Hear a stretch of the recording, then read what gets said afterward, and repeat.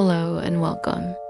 Tonight, we're going to journey back in time to explore the incredible story of a retail giant, a name that once defined the American shopping experience, Sears. So find a comfortable spot, let your mind relax, and let's begin.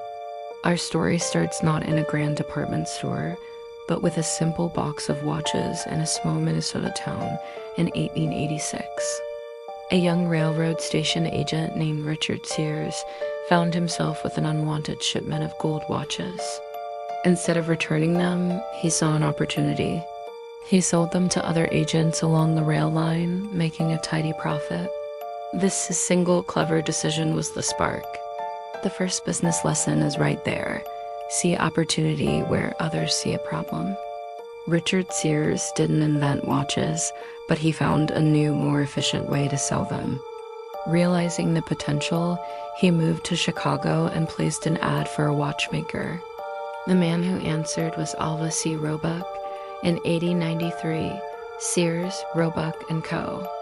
was officially born.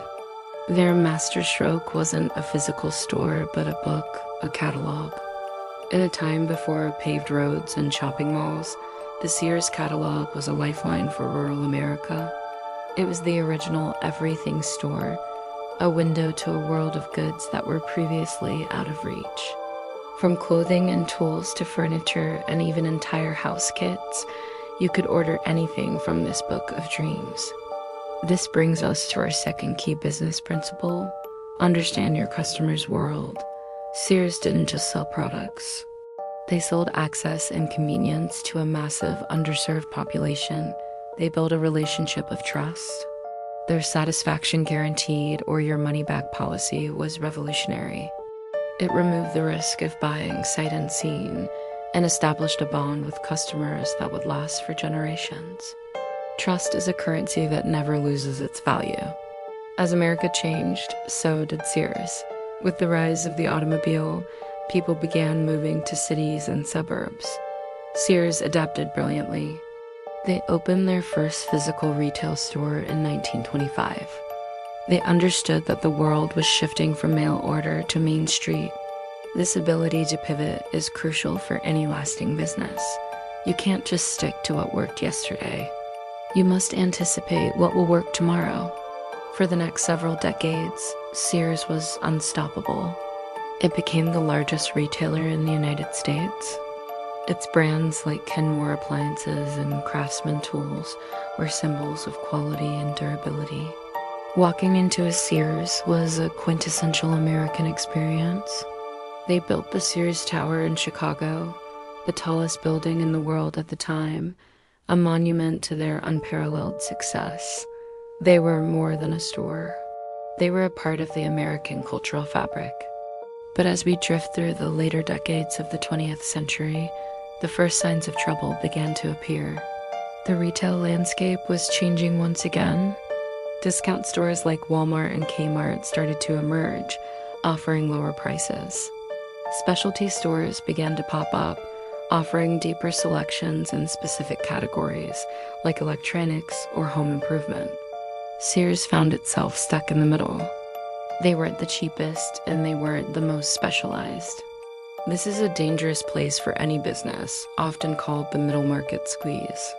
The lesson here is the importance of a clear identity.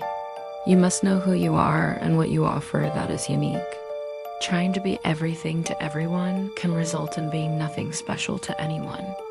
The company also diversified into unrelated fields, like insurance with Allstate and financial services with Dean Witter. This stretched their focus thin. While diversification can be a strength, it can also dilute your core mission. Sears, the master retailer, was now also a financial conglomerate, and its eye was slowly coming off the retail ball. Then came the final seismic shift, the internet. A new type of catalog, an infinite digital one, was emerging. This was a world Sears should have dominated. They had the logistics, the brand recognition, and the customer data from their decades of catalog sales. They were, in essence, the original Amazon, but they hesitated. They were slow to embrace e-commerce, viewing it as a threat to their physical stores rather than the future of their catalog business. While companies like Amazon were obsessing over customer experience and digital innovation, Sears was burdened by its massive physical footprint and an aging corporate culture that was resistant to change. This is perhaps the most critical lesson from their decline. Success can breed complacency. The belief that what made you successful will keep you successful is a trap. You must always be willing to disrupt yourself before someone else does. The stores began to feel dated. The customer service that had once been legendary started to decline.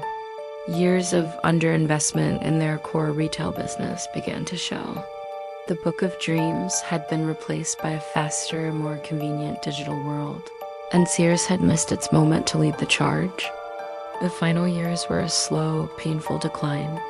Store closures, sales of their iconic brands like Craftsman, and a series of financial maneuvers couldn't stop the inevitable. In 2018, the company that had once defined American retail filed for bankruptcy. It was the end of an era. The story of Sears is not just about failure. It's a powerful narrative filled with lessons.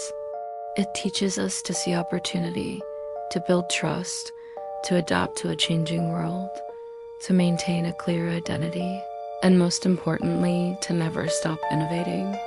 The giant that once stood astride the American landscape now serves as a quiet reminder that in the world of business, nothing is guaranteed.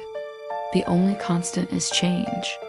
As we bring our journey to a close, think of the rise and fall of this retail empire. A story of ingenuity, adaptation, and the quiet, creeping danger of standing still. May these lessons be a gentle guide as you drift off into a peaceful sleep. Thank you for joining me tonight. If you enjoyed this story, please consider liking this video and subscribing for more calm and thoughtful content. I wish you a night of deep and restful sleep. Good night.